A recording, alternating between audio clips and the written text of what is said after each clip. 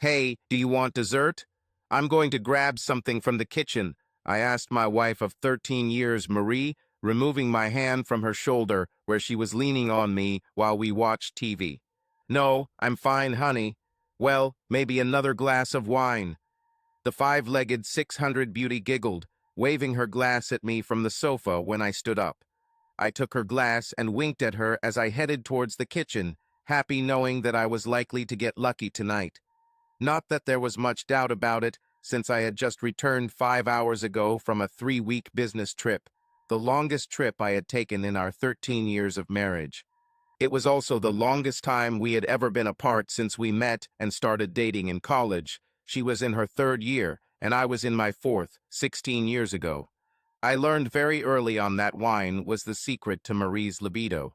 Without him, she was an ordinary woman with a normal libido. A little wine, and she would become flirtatious.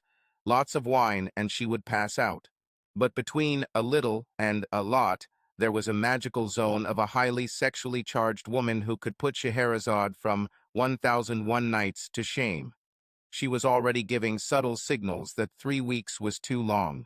Thanking my lucky stars for finding this woman, I went to the kitchen and filled Marie's glass with wine. Then I thought about what I wanted for a snack and realized that I wanted something cold and creamy, ice cream. This is one of my secret addictions, maybe my only one, but I worked hard, running 4 miles every day to burn off those calories. My addiction was not alcohol. There were no cigarettes. There was no gambling or adult films, and it was no addiction other than Marie's own. It was cookies and cream ice cream. I placed the small bowl on the counter, grabbed a spoon, and opened the freezer door. I looked, took the cookies and cream ice cream, and then stood there as solidly as ice cream, thinking about life and the universe and everything. You know that old meme about men holding the refrigerator door open while they look at it? It was me. You see, there was more than one bucket of ice cream in the freezer. There were two. My favorite cookies and cream ice cream, which suddenly became more valuable to me than the woman who just a minute ago was the love of my life and more. The thoughts that ran through my head at that moment started with, what the hell? Went to, she's trying to kill me. And, oh God, she not only killed me, she killed our marriage. Just like that, I knew that my marriage to this bitch, this cheating bitch, whom I loved more than my own life, before I opened the freezer door, was over. You see, Marie doesn't like ice cream. She likes sorbet, but for some reason she hates ice cream. She never buys it unless I specifically ask. And yet we had butter pecan ice cream in our freezer. I explained that I have a severe pecan allergy. No, my mistake. I have a reaction that causes anaphylactic shock, severe anaphylactic shock, in less than a minute if I eat certain nuts. Pecans definitely fall into this category, and when we were only married a year or so, I nearly lost my life due to anaphylactic shock after eating a pork chop at one of our local upscale establishments. The pork chop was sprinkled with ground pecans to add extra flavor when fried, but this was not listed on the menu. I didn't have my epinephrine auto-injector, but luckily one of the other restaurant patrons did. But it still took long enough for the hospital to keep me for 4 days to be assessed for neurological damage, and I even had secondary anaphylactic shock in the hospital. Marie was there. She knew it. She held my hand the entire time I was in the hospital, except when the nurses or her bladder forced her to leave for a few minutes. Since that day, I have always, and I mean always, kept an epinephrine auto-injector within 10 feet of me, if not on me. But there was someone else we both knew who also loved ice cream. And his favorite flavor? Guess. Jonathan Williams. Jonathan fucking Williams was a bastard who apparently spent enough time at my house while I was gone to eat almost an entire gallon container of butter pecan ice cream. Jonathan Williams. Marie's last boyfriend before we started dating. Jonathan Williams, single, good-looking, 37, relatively fit, on the fringe of our social circle, owner of a cherry-red muscle car he didn't deserve, lives only 20 miles away, closer to Marie's place of work. This bastard was in my house, and if he was here and ate enough pecan ice cream to make that dent in the bucket, he would be here many nights while I was gone. He was in my house, in my bed, and with my wife. Too big a jump. No, not at all. I called Marie every night that we were apart. She almost always answered my calls, but the times she couldn't, she always called back within 15 minutes or so. At the beginning of the trip, we talked for hours every day, even had phone sex almost every night. Later, around the 9th day of the trip, our conversations became shorter. I had no expectations or even nightmares about Marie cheating on me, but butter pecan ice cream suddenly made a lot of things clearer in my head. I was stunned. I was injured. I was angry. But I wasn't in denial. Marie cheated on me with Jonathan fucking Williams. It was hard to believe, partly because of the way they broke up. They were a hot couple until he was caught with another girl on the side. There was some dispute, about which I heard only vague details, which resulted in their breakup. Before this, they were both on the periphery of my social circle, so I didn't keep up with their relationship, no pun intended. I returned my favorite cookies and cream ice cream to the freezer, no longer feeling the urge to eat ice cream. Instead, I felt a deep desire for revenge, justice, to hurt those who had hurt me. I took a glass of wine and swirled the pale pink liquid in the glass. I must have been doing this longer than I thought, because I was brought out of my dark thoughts by Marie's voice from the living room. "Hank, honey, is everything okay? It's going to take you a long time to get the appetizer and wine." "Oh, I'll be right there. I need to wash the ice cream scoop. There was some residue on it," I replied, turning on the kitchen faucet to mask the sound. I needed a plan. I needed him quickly. It didn't have to be perfect, but it had to be good for now. I didn't want to have sex tonight, but I needed to find a reason not to have sex with her. It wouldn't be love. It wouldn't exist anymore. That would be sex from a cheap bitch. How quickly our thoughts can turn dark when they first get there. From love of my life, the most beautiful woman I know, to cheap bitch in such a short time. I went out with a glass of wine to Marie, but did not sit back on the sofa. "Thank you. Oh, where's your ice cream, Hank?" Marie grinned, knowing about my weakness, damn it. "I don't want regular ice cream anymore, not after the residue on the spoon." In fact, I didn't want anything, but I didn't voice it. I decided I'd better go to DQ and get a milkshake. "Do you want one?" Quick point, milkshakes and wine don't go together, so she'll say no, and that will allow me to get out of the house for half an hour to think. She won't go with me because she was already half undressed when she returned home. "Only if they have a Pinot Grigio milkshake," she laughed. "I'll ask you especially for you." I forced myself to flirt with her. "I'm not sure what they have. Would a milkshake with rosé work instead?" I continued. One of the best acting sketches I've ever done, saying it lightly and flirting without shaking, although my heart was beating so fast it felt like it would jump out of my throat. "Oh, definitely. Why don't you hurry up and get those milkshakes, and maybe there'll be another milkshake later," she replied, raising one eyebrow and swaying her hips so that her bare breast swayed under her half-open shirt. God, I used to love those little hints with her. I grabbed the keys, smiled at her, and walked out the door. 30 minutes to figure out what to do, figure out a plan for revenge, figure out how to avoid Marie. 30 minutes to at least start planning the rest of my life. I went out and got into Marie's car. She didn't like driving my truck, so me taking her car made it less likely that she would follow me if it took a little longer. I dialed the number on the phone without even fastening my seat belt. "Hank, how are you? Are you back from your trip?" My brother, Bobby, greeted me when he picked up the phone. "Yes, Bobby. Bobby, are you alone? Is Sue with you?" "Yeah, Hank, what's going on? Why do you sound like that, and why are you asking about Sue?" His voice suddenly became much more restrained, and the volume decreased.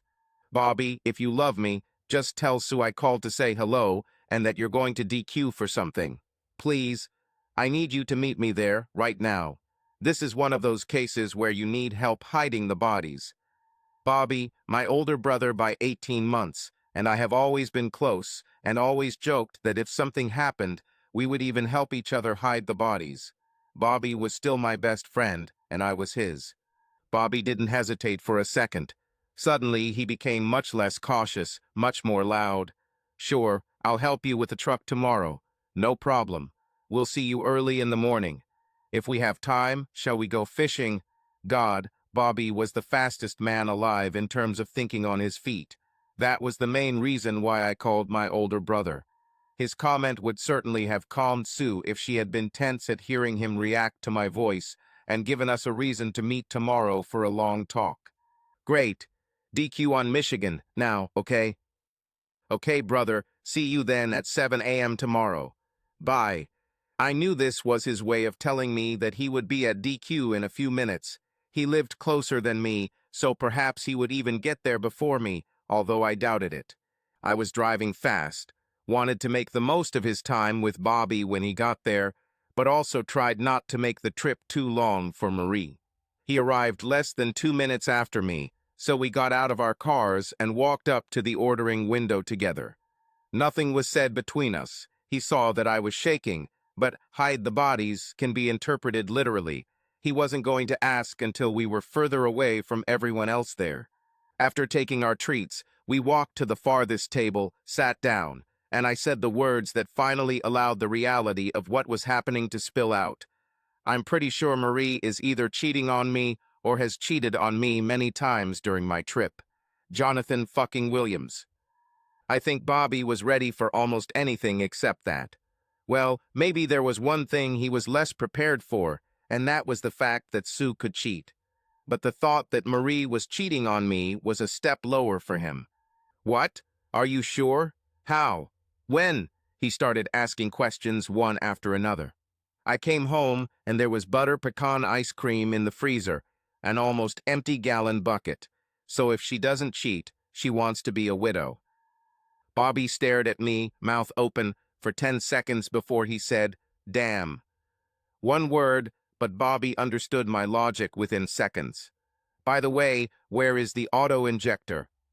Here it is, I replied, pulling the auto-injector out of my pocket.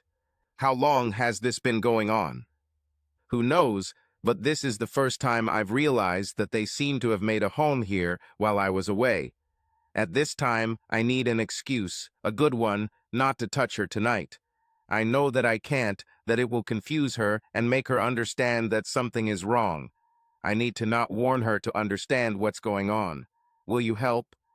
Yes, let me think. I saw the gears turning in his head. Suddenly, he smiled. Okay, how about using near death as an excuse to avoid it for a few days? Eh? I don't understand. Pecan ice cream is the answer. I ordered something that will cause anaphylaxis. I already told Sue that you went to DQ, then I said that I wanted to. We stopped, enjoyed our delicacy, and you started to go into shock. I use the auto-injector, then I take you to the hospital and call the girls there. With your medical history, the hospital will keep you overnight. This will free you from tonight, and tomorrow you can use it as an excuse to not touch her, maybe until Sunday. On Monday, you're at work, and we can really get going. I'll start tomorrow with a few calls. We'll both take Monday off and get the process started. Sounds like a plan. Bobby wasn't allergic and liked nuts, so it would work. Yes, let's start the plan. Go get your nuts. While he walked, I finished my milkshake. There's no point in throwing it away, even if it doesn't taste as good as it did an hour ago. He came back with the smallest ice cream that had nuts on it. Auto-injector first. I'll wait for your signal, but no more than 2 minutes, okay, brother? And just in case, I love you. I love you too, brother. You're the best big brother I've ever had. I chuckled as I took one of the smaller pieces of nut from his ice cream, which he immediately began to eat. Oh, brain freeze, he screamed as soon as I started. Redness, tingling, itching, constriction of the throat, sudden dry mouth when the tongue becomes swollen, ringing in the ears when the heart begins to beat wildly. I chuckled as the last breath left me.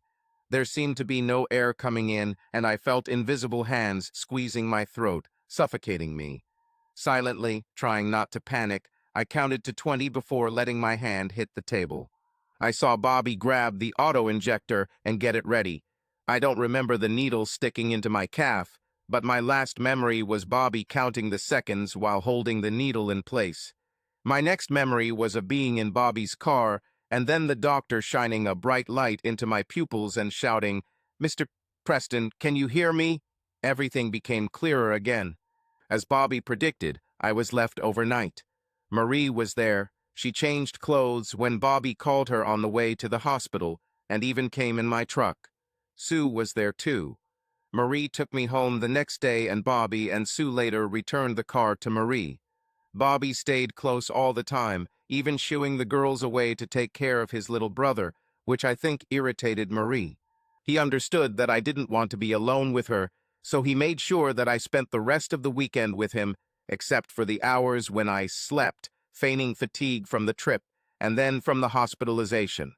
I didn't have to pretend much as I was exhausted from tossing and turning all night. At one point, I remember Marie woke me up early on Sunday morning, saying that I was jerking violently and screaming her name. She was worried that I was having a nightmare. I was worried that this was not the case. Monday morning started out dull and gloomy, just like my life. I woke up better and rested, able to work again, so I got up and started getting ready for work, just like Marie. She kissed me as she left, told me she loved me, and I pretended I forgot some receipt from a trip that I needed to file for an expense report, which allowed me to get back into the house. As soon as she left, I texted Bobby that I was free at my place as soon as he was free from Sue. Bobby arrived later than I thought, but I was busy as soon as I finished calling to take the day off. I went online and Googled "Best Family Law Attorney for Men in Indiana," and it gave me several listings. I checked who was on each list and who was local, or at least semi-local, when Bobby arrived. I especially liked that there was a woman in the top 3 on 4 lists. This was unusual, I thought. Marie and I didn't have children, so it wasn't necessary for him to be a lawyer for men. I just wanted someone who would fight like hell for me since it wasn't my fault. I also Googled "Best Family Law Attorney Indiana." I added them to the list knowing that I would be using the free consultation so that they would not be able to represent Marie when the fight began. Yes, I already knew that I could never accept it. I would never accept it. Our marriage was over the moment I realized what butter pecan ice cream meant. Bobby arrived just as I completed my call list. Top 3 first, then top 3 lawyers for men. I knew I would end up choosing one of the latter, but like I said, I needed to make sure they wouldn't represent her. The first 3 came first because I thought I was more likely to miss them if somehow Marie knew I was looking. "Hey brother, where are you? I have something for you," Bobby shouted as he entered the house. "Here, in the office. Come in." Just in case, I minimized the browser and minimized the call list. I didn't have to do it, but I didn't know if he would come alone. He was alone. "Are you getting smart, Hank? Okay, you need to be like that. I brought you a gift. That's why it took so long." He handed me a small package. Inside, I found a small alarm clock, a ceramic dog, 3 miniature recording devices, and 2 thick pens. "What is this?" "Recording devices. The clock and the dog are cameras, see?" He pointed to the small lenses. "Voice activators are small, voice-activated, and can store up to 8 hours of recordings.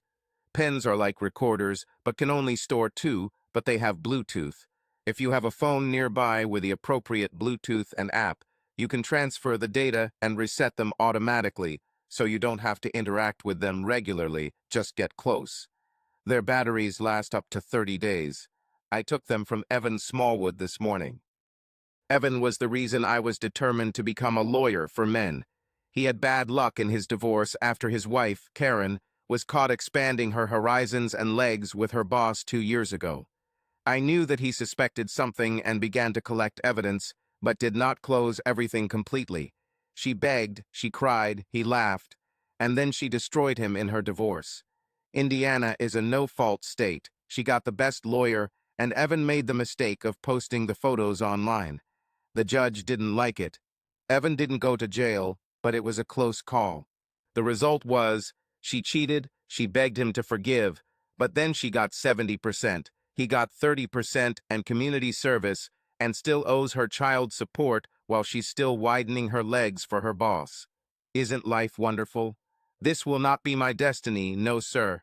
I wanted revenge, but I didn't want to risk ending up as someone's lover in prison.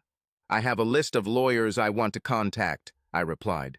So there's no chance. I didn't think so, knowing you, but a day or two to think about it. No, no chance. One time and that's it. This will always be true after that bitch from hell.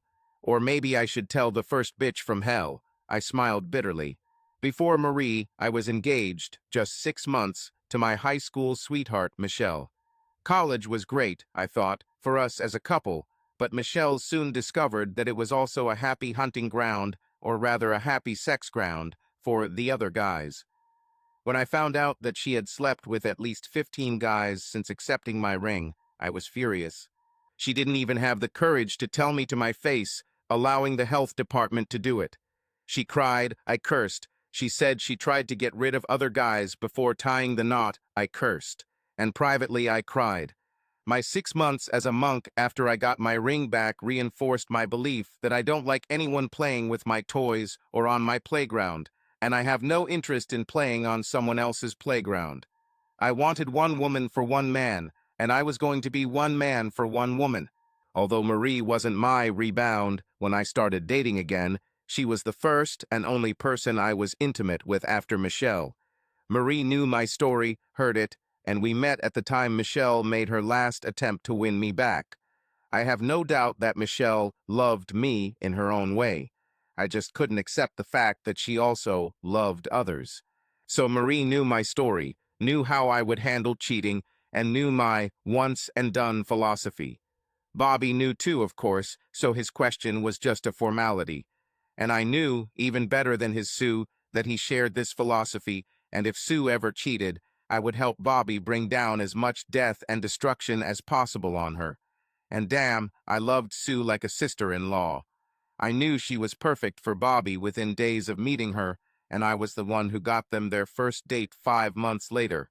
Yes, the only couple I ever thought was more perfect than Bobby and Sue was Hank and Marie, and we already know the dark thoughts I had. All right, brother.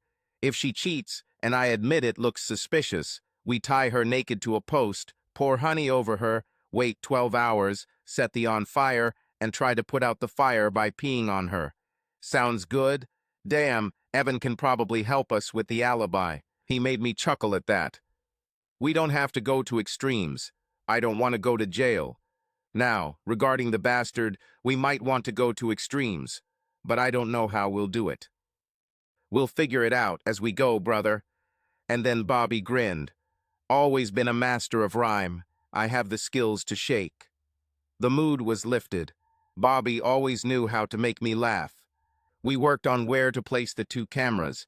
I didn't think we'd film anything until at least my next trip, but it was still hard to figure out. Ultimately, I decided to place the alarm clock next to the TV in the bedroom. We didn't use it often, but it wouldn't look too weird if it was there. The ceramic dog was more complex. It didn't really fit in with the various knickknacks around the house, so it took a while. I finally gave up and placed it on top of the closet, which had a good view of the front door, but wasn't immediately visible. It made me wonder how Evan used her. The best thing to do is to put a pen in her car and in her bag. You can also put a recording device under the seat of her car, one in the kitchen and one in the spare room. The dog will pick up sounds from the living room, so you have all the obvious spots covered. What do you think, Hank? Why are there 2 in the car? The pen will simply be in the pen compartment when you need to write something down. She will be a backup. The voice activator will pick up conversations if she speaks on speakerphone. You can put a pen in her bag, right? Maybe. But basically, I'll need to place 3 of them. Let's call the lawyers. Hank and I spent the next hour and a half making appointments for the coming days with each lawyer on my list. Fortunately, we could hold one of them on the same day at 13th. The lawyer's office was close to Marie's office, so I thought I could sneak into her work parking lot and set up recording devices during my lunch break.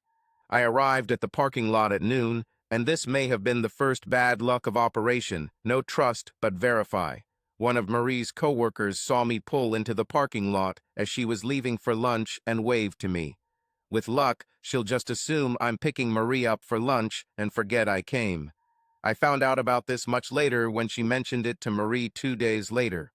Finding Marie's car, I tossed the pen into the pen compartment on the dashboard, then reached under the seat to install the recording device. I must have caught my hand on one of the seat spring mechanisms or something, because I felt the metal pierce the skin. Aw, damn. Then he closed and locked the door and headed to the meeting. I met the lawyer at 1:15. Why do doctors and lawyers always make people wait? I told him everything except that there would be several lawyers that I would meet with. He basically rolled his eyes at the ice cream evidence and didn't take my words seriously. He was ready, of course, for me to post bail if I wanted, but he said that no judge would buy it. I went to the new bank to do a few preliminary things, such as opening another account, and then headed somewhere to wait until it was the right time to return home. That night I had to cope with sexual responsibilities. It's been too long since the last time. What I failed to do was put the second pen in her bag, but ultimately I decided it didn't matter. She worked in an office, it would pick up people's conversations, and I wouldn't be able to process enough to catch anything important. Life went on as usual for the rest of the week. I was able to check the cameras daily and the kitchen recorder and the recorder in the spare room. There was nothing on the device in the spare room, and the kitchen one only recorded idle conversations between Marie and me. I got close enough to Marie's car to connect my phone to the handle in the car, but the conversation, when I listened to it, only contained the conversation between us on Wednesday and nothing more. The conversation went like this: the sound of a door closing, the sound of a door opening, the sound of someone getting into a car, then the door closing, the car starting, some road noise. BRRR, BRRR, BRRR, BR.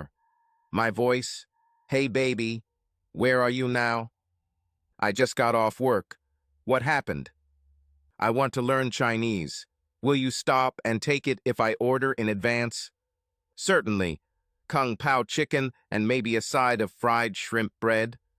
Okay, I'm buying your flying. I'll see you when you get home, Marie. Okay, honey, love you, bye. There were only the sounds of doors opening and closing and the occasional snippet of road noise, but that was all. On Friday, I was finally able to organize a ride in Marie's car to DQ where I met Bobby. We grabbed the recording device from under the seat and pressed play. The under-seat voice activator was a little different. My voice: "Aw, damn." I immediately knew something was wrong. I didn't hear myself on the handle when I caught my hand. The next sounds were the rustle of a door closing, a door opening, the sound of someone getting into a car, then a door closing. Road noise: stopping the car, opening the door, closing the door, starting the car. Road noise, and then the conversation that ended everything. BRRR, BRRR, BRRR, BR. Voice of Jonathan Williams: hello. Hi, handsome. I just warmed up thinking about you. The treacherous skin purred coquettishly. Oh, really? God, you were so good last week. I wish Hank wouldn't come back for another 3 weeks. I can't wait to come home to your little love nest. God, this made me sick, and looking at Bobby, I saw that he, too, was barely holding back vomiting, hearing this exchange of dirty metaphors and jokes between them. He grabbed my hand as I began to shake with rage. So, when is this brainless idiot going on business again? Listen, you won't insult Hank. Not if you want to continue access to my treasure. Okay. Just when will we see each other again? I don't know right now. It all depends on Hank's schedule. And right now, he doesn't have anything on the schedule. Not more than once every 2 months, but he had just returned from a 3-week trip. I don't think he'll be sent out again anytime soon. 2 months. There is no way I can do without you for so long. Come on, baby, you have to help me. You have 2 hands, you don't need one of mine. We'll have to wait. Marie reproached him. Oh, baby Marie, don't be like that. You know I can't resist you, and you can't resist me. I have stood up to you very well for the last 15 years. Just because I let you get some doesn't mean I can't shut down again if you get too pushy. Yes, I enjoyed our little adventure at home, but I got along just fine without it all these years. I can do it again. And there it was. She admitted it, but it also became apparent that this was truly the first time they had gotten together. That didn't mean there hadn't been something shorter before, but one could assume that this was her first time out of wedlock entirely, at least with this bastard. Listen, I'm finishing. Hank was sick over the weekend, and although we made love last night, it's not enough. I heard Williams whine a little at this. I intend to rock his world tonight, and I only called to recharge a little and tell you not to call me. I'll call you myself when he leaves again. I still love you, Marie. I know I screwed up, but I still love you. I love you too, Jonathan. But I love Hank. You're just a reminder of what could have been if you could have kept it in your pants back then. Marie, you should feel more for me than for Hank. After all, you were with me while he was away. You were my wife, not his, while he was gone. You. He wasn't there yet. While he was gone, I heard her emphasize it in her voice. I took nothing away from my time with you. He was absent, and I allowed you to take advantage of the remnants of my emotions, my love, my attraction. Yes, I still feel something for you, Jonathan, but I do not love you. I love Hank. This is a good way to show it, you unfaithful bitch, I thought. I'll take what I can get. Bye, Jonathan. I'll call you soon, and we'll see you next time Hank leaves. Road noise. Stopping the car, opening the door. And that's when it became clear why this conversation was not on the handle. What is this? Marie's question didn't provide context, so I didn't know what she was looking at. What? Clicking sound. Click. Click. What the hell? Crap. She fell silent for a moment. Why is this here? Really? And then silence. I don't know if the voice-activated device went offline or was on all the time, but she came back a moment later. Here it is, she muttered. Crap. Hank must have put it here. And I knew that she had found one of the bugs. Based on what we've already gotten from the two, she knew the pen was a bug. I was suddenly glad I didn't put one in her bag. Okay, so enter the PIN code. 1 on 234. Done. Erase entry. Ready. Damn, I'll have to re-record this tomorrow. The sound of a door closing. The sound of a door opening. The sound of someone getting into a car, then the door closing, the car starting. Some road noise. The sound of a car stopping, a door opening, a door closing. She must have gone to work on Wednesday. The sound of a door closing. The sound of a door opening. The sound of someone getting into a car, then the door closing, the car starting. Some road noise. BRRR, BRRR, BRRR, BR. My voice again, almost certainly talking about Chinese food. Hey, baby, where are you now?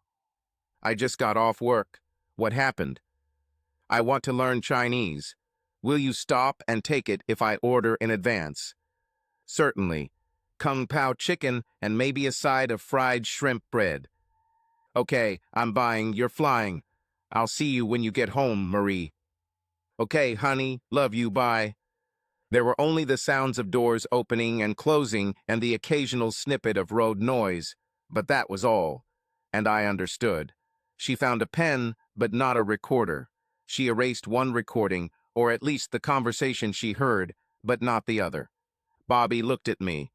She knows you suspect something. She found a pen. Has she changed in any way since Tuesday? She literally killed me with sex every night. She agreed, a little more than usual, but I didn't notice anything different. Too much information, brother. But how are you? Were you able to hold on? I was like Reinman, brother.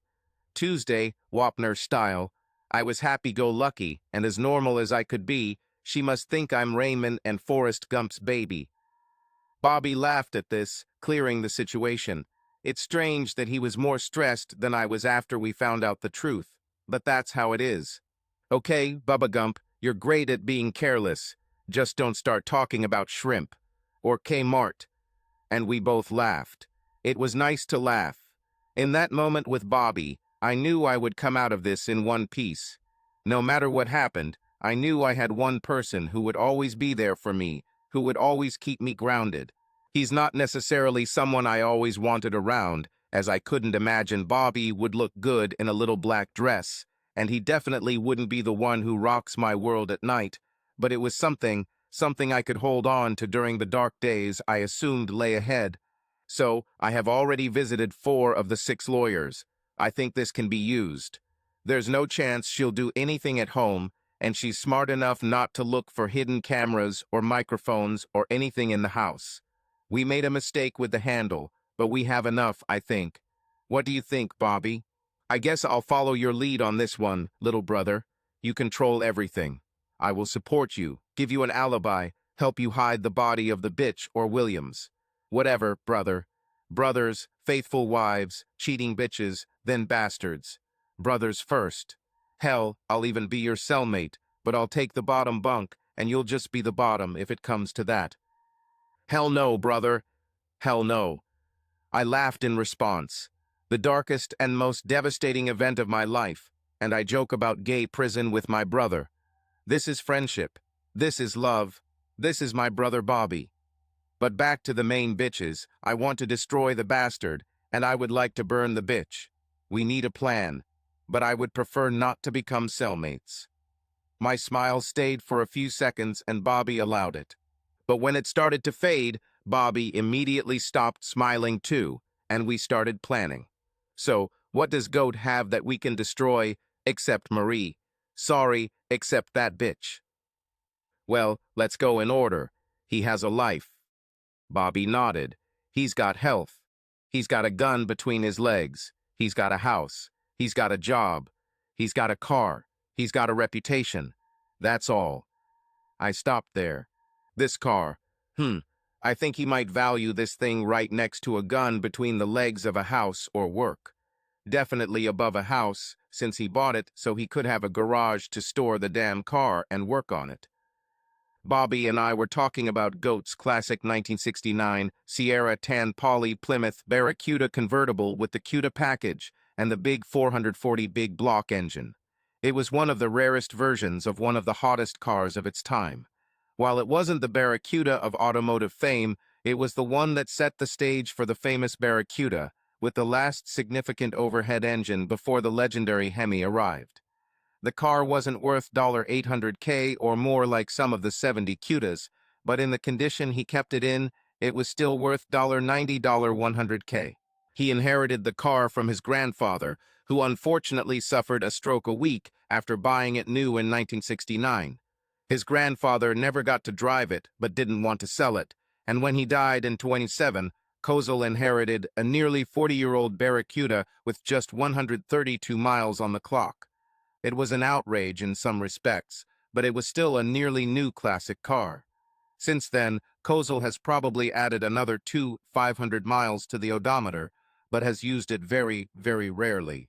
Me, I'm a Corvette man and Bobby loves Mustangs, but Goat actually owned one of the classic cars, while we were just daydreaming about a Stingray or a Mach. Yeah, losing this car probably hurts almost as much as losing a gun between your legs. But I can't just destroy such a beauty. CUDA didn't do anything to me, only the Goat that owns it. It's like a pebcac problem, even though I would say that with the CUDA it's more absap. Absap? A goat between the steering wheel and the pedal? I high-fived him with a smile when he understood. So, we don't damage the car, but we deprive him of it. How do we do that? Steal, send to some deserving millionaire? I like the way you think. But I don't know anyone we could sell it to, and I'm not sure we wouldn't end up in jail if we stole it. Does Evan know anyone, Bobby? I mean, he's still dealing with the fallout from being a bitch from hell. Maybe he knows someone. After all, if I leave town, I'll have an alibi, and we know that there is a chance that the goat and the bitch will get back together. I don't see it right now, brother. She knows you're suspicious because she found the pen. She'll look for the cameras and eventually find them, I think. She'll play nice because she doesn't know exactly what you know, just what you suspect. So she will play a good wife for a while. Now, if you want to stay with her for a year or two, it's up to you. And he coughed slightly, which is suspicious. Sounded like the word cuckold. thin chicken Bayak let me know that he was thinking about this option. His not-so-subtle way of saying that if I don't leave her, I'll be a chicken and a cuckold. Of course, a fake trip followed by removing all the bugs a week later might make it look like she got away with it. The trip would be for you to try to get her to get a bug, and removing it a week after the trip would mean you didn't find anything and decided that your suspicions were wrong, and you don't want her to find bugs and start something because of a wrong suspicion. It might reset her thoughts. I'm not sure I have the guts to stay with her. It's clear from the call that she thinks she loves me. I'm not sure I can agree with her being with the goat while I'm away, but she thinks so. Perhaps she will never do this again, realizing how close she came. Or she will become much more cunning, and I may never catch her again. But one way or another, we must remove the goat, and soon. Okay, let's think about it tonight. I'll contact you tomorrow morning. Let's go fishing or something. In the meantime, from now on, you and I should check our cars every day and only talk about this on work phones or personally. She can just stick a recorder somewhere on you or me if she figures out how to do it. I think we should actually take the boat tomorrow and go fishing. Let's leave the phones in the car too. Aren't you going to Frito me? Put me out of my misery? I asked, referencing Frito's fate in The Godfather Part Roman 2. I'm going to make you an offer you can't refuse, Bobby joked in response. We hugged and agreed to meet at 7 a.m. the next day to go fishing. It wasn't unusual, so it wouldn't upset Sue in any way, although Marie might be understandably worried. That night, Marie tore me apart again in bed and left me a trembling mass. As she curled around and on top of me, and I began to fall asleep, I remember her gently shaking in my arms and quietly whispering to me, thinking I was dreaming, "I'm sorry, Hank. I love you, only you." I felt the moisture from her tears on my chest. It was a fucking topsy-turvy world where she cheated, knew I suspected it, and yet neither of us could talk about it. Life, right? My dreams that night were the most pleasant since I returned from my trip.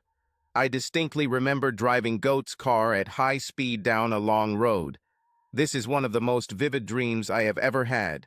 I think I understand what the dream meant and where parts of it came from, but I've never smelled smells in my dreams before, and I haven't smelled them since. But the smell of Marie's shampoo always stood out in this dream.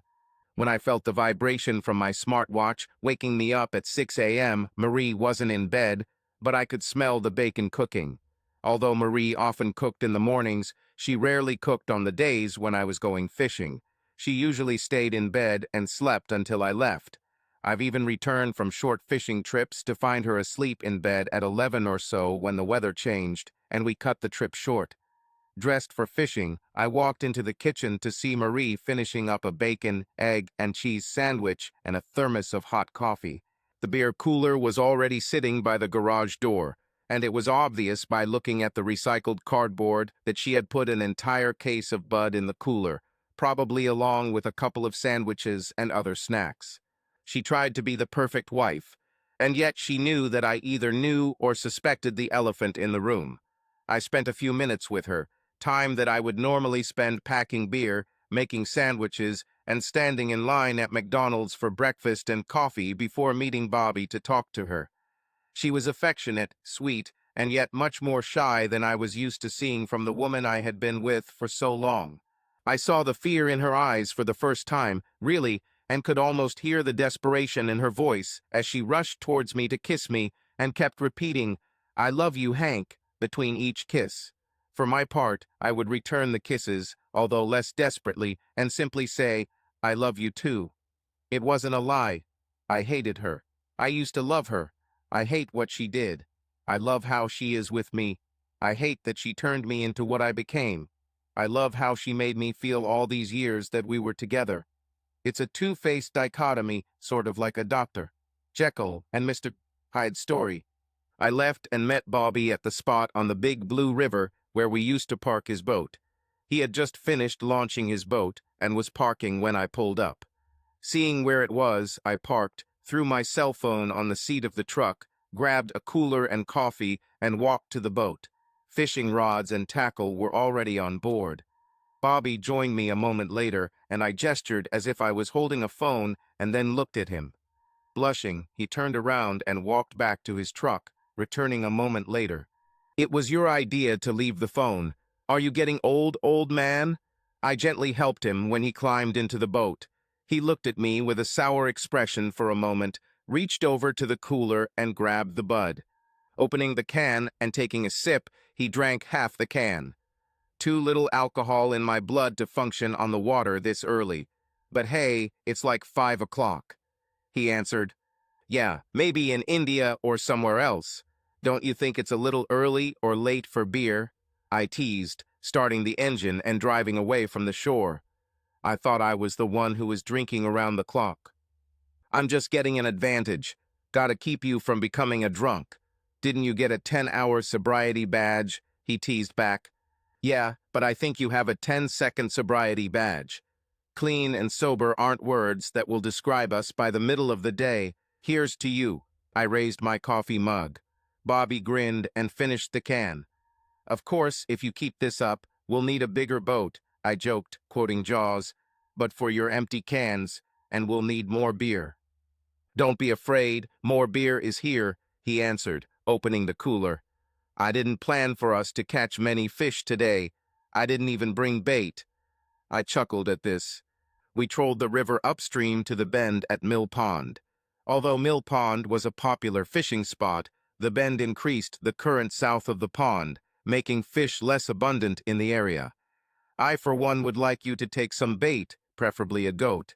While life may spoil me, a good base would still be a great way to take my mind off things. And I'm sure Marie will even have it ready for me. It was strange. I realized that this was the first time I had called her Marie in front of Bobby in a long time. I knew I had to avoid calling her a bitch, a sellout, a prostitute, a cheating bitch to her face, or in front of anyone other than Bobby and maybe Evan. But I poured out my anger, my rage, my pain in front of Bobby, calling her that. I briefly wondered if my dream had anything to do with not talking bad about her before Bobby interrupted my reverie. So I've been thinking. I think I know how we can do this. Do what? Remove his weapon and all accompanying appendages from one Jonathan Williams? Well, sort of. But I was referring more to the car. It's possible to make him lose something, but it's up to him what he does too, which I can't guarantee. But the big auto theft CUDA. Yeah, I came up with that. I've been thinking about it half the night. Considering I haven't slept, it's still yesterday, so this, he pointed to his empty can of beer, isn't too early, it's just a very late Friday night. Oh, great master of the beer excuse, what is your idea? I grinned. We arranged for it to be stolen at a car show. No one will be surprised if someone on a trailer picks it up at the back of the car show. He won't be able to resist showing it, and we'll just make him bring it to the show, hire a couple of guys in jackets with a sign like CUDA Classics or something like that, and distract the goat while they load it up at the end of the show. It's always chaos in places like this, but who would steal a classic car from a car dealership and do it openly? We'll leave it in storage at some rented warehouse rented in his name and left it there for 6 months. In the short term, he will file a theft report, get insurance, and the car will be in a storage room registered in his name a month or two after that. Once he gets the insurance, we'll report it anonymously, the police will find the car, and he'll end up in jail with Bubba for insurance fraud. Okay, let me think about that for a second. No, I see too many problems for such a complex scheme. Besides, just having his name in the warehouse won't be enough. See, that's the beauty of it. You can just arrange for the locker key to hang on his key holder at home, still with a mark. So, since I know you'll be taking it apart piece by piece, here's the thing. Maybe you don't know, because you didn't know Marie well then, that Evan's cousin Darla was the girl that Goat cheated on Marie with as a freshman, and she grew up in Oklahoma. You met Darla a couple of times over the years. That Goat was involved with Marie, at least according to Darla, when they started dating. She thought she was his girlfriend, so you can imagine her surprise when Marie hit her when she found out. According to Darla, Goat lied in front of her. Her and Marie saying that it was Darla who started it and pursued him.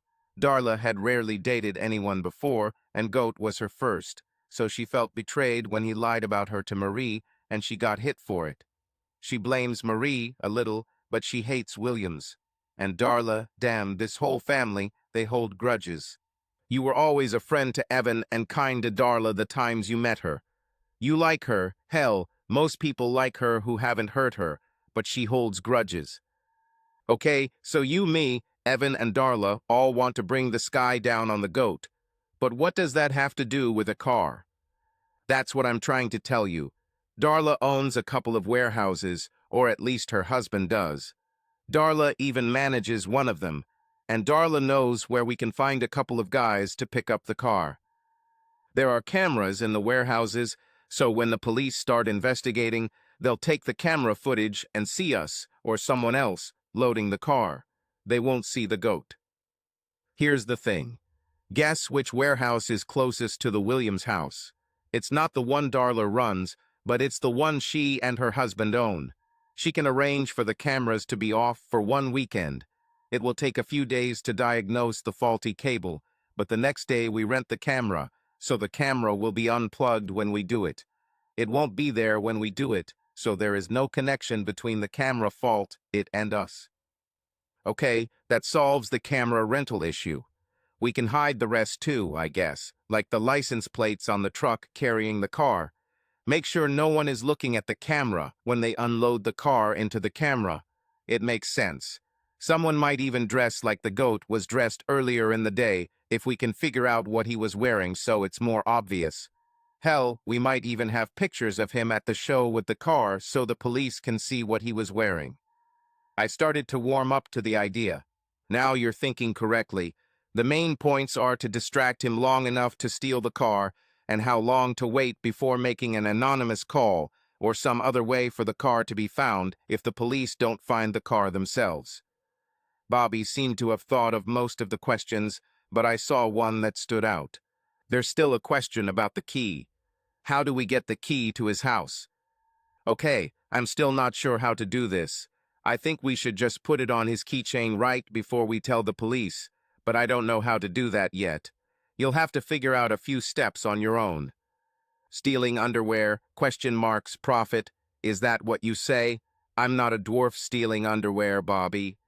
I replied, referring to an old episode of South Park. Hey, there's only 3 ? That I still see, and one little problem that only you can solve. The key situation, the distraction, and our alibis, and then the problem. What is the problem? Can you stay cool long enough to pull this off? You won't be able to do anything about Marie until he's in jail, and you really won't be able to do anything that might bring the police to your attention. Once his car is gone. If you're in the middle of a divorce because of him, you'll be the prime suspect. The police aren't interested in whether Marie is cheating, but they are interested in the stolen car. And as Darla's case showed, Goat will throw Marie under the bus if he thinks you're the one. Stole a car. You know, this could be ideal. Make him throw her under the bus. I could use this to push for a divorce if he goes on record saying he thought I was involved because he slept with her and I wanted revenge. That could work very well. Bobby cracked the biggest, most devious smile I've ever seen on his face. Lead a horse to water, and eventually the horse will find it and drink it. Now you see where my ultimate plan is. Wait, have you already thought of that? You bastard, why didn't you just say that from the beginning? I blurted out. Because I needed you to see for yourself that there was a way. Once you did, you know you can pull it off with Marie. When the car disappears, we'll spread rumors to the goat that you did it, or we'll spread rumors that you are involved, so that it gets to him. He will point you out to the police and end up framing Marie in front of you and everyone else before the hammer hits. Give me Bud. Time to celebrate. I smiled back at him. It was a good morning for fishing and drinking. Bobby volunteered to be the liaison between the various members, keeping everything afloat for the next week. I chose a lawyer, and she prepared the documents but did not provide dates or file them. I saw Evan once, and he looked at me and smiled. We didn't say anything. He just smiled. I knew he was thinking about getting revenge on all those bastards who sleep with other men's wives, and it was encouraging in its own way. Meanwhile, Marie was still trying to pamper me, and the bugs were not recording anything new. I was constantly looking for something on myself or in the truck that could be used to eavesdrop on me. I think it made me paranoid. If Marie really loved me and didn't want to lose me, she would try not to give me any reason to think that she didn't trust me. That didn't mean she didn't try, but if I had to guess, I'd say she was waiting for me to get over my suspicions. The handle and seat recorder always matched, and I started counting how many times the machine was used. There were a few more than I expected, but all the conversations they recorded were innocent, and both sets of recordings started with me saying the last reset date, so I knew they weren't being tampered with. For my part, I couldn't act completely normal around her, but I didn't let my anger out. The interesting thing, it seems to me, was that the car dealership fell on our heads on its own. It turns out there is a local show in 2 weeks, smaller but still quite big, benefiting Peyton Manning Children's Hospital. The goat signed up to show his car, which was the perfect opportunity. I was deliberately kept out of most cases. My revenge will fail if, during police interrogation, I let slip and say something that would indicate that I know too much. But it also increased my anxiety. I didn't know that dots connect and lines intersect, or vice versa. I hope it's the other way around. All this happened while I still had to tolerate Marie and somehow maintain a semblance of normalcy around her. She could see right through it, I know, but since she didn't know that I knew and couldn't admit what she had done, she didn't know whether it was just dark thoughts and suspicions or concrete evidence. I decided one thing apart from Bobby, however. I was going to keep the recorders and cameras for a couple more weeks after the show. Oh, I didn't think they'd catch anything now, but deleting them too suddenly after she found out I was looking would probably be a big sign that I already have her own incriminating voice talking about her novel. While they were established, she could think that these were just suspicions. The night before the car show, Evan just coincidentally showed up at the same time as Bobby, and I coincidentally showed up a few minutes later. What a coincidence, right? Bobby and I didn't talk about what was going on around our phones or other places where there might be bugs, so we were only talking about normal things lately, but I knew I needed to get information. Hank, you're supposed to be the one who starts this. You're supposed to be the distraction. Evan and his friend, who you won't be meeting, will be the ones who take the car on the trailer. I'll be the goat in the video at the warehouse. I need something from you, however. I need you to send me a photo of him in the car. I have a burner phone. He handed it to me, with one number set to send to my other number. I will match his clothes as best I can, and I'll add sunglasses and a Colt's cap. With video quality, that'll be enough. We need you to remain visible and noticeable. The only photo you'll take with this phone is of him at the gas station on the way home, okay? But I need you to take a lot of photos throughout the day, talk to people, get business cards, even give out your number to some of the Corvette guys. Make sure people see you and remember you. Take a photo with that phone as early as possible. It may take a while to find clothes. Okay, got it. But what about a distraction? What should I do about that? You might have to improvise a little. There should be something to distract him for 10 minutes or so. Maybe have an award show for the top 1960s cars from each manufacturer. The Barracuda may not be 1970, but probably the best Mopar of the 1960s. Give $100 for each best car from Chevy, Ford, Dodge for the 1960s, which you can write off on your taxes, man. Have an awards ceremony there and hold an awards ceremony in, let's say 1730, but you have to be there to collect the prize. Improvise, damn, you just gave me the whole script. That's the plan. I'll even make the Mopar last so I can keep it in the main tent longer. If I do this right and talk about the great muscle cars of the 1960s for a minute, and then ask every guy to tell you why his car was the king of the 60s, I can stretch it out for half an hour. See, this is what I meant by improvisation. Evan laughed. Williams would probably drag it out for half an hour himself, not to mention the Corvette or Mustang guys. But if you don't include the goat, you're going to piss someone off.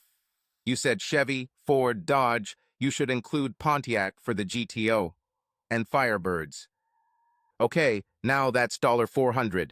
Why not make $500 and have a vote among the spectators in the tent at the time to decide who gets the extra 100?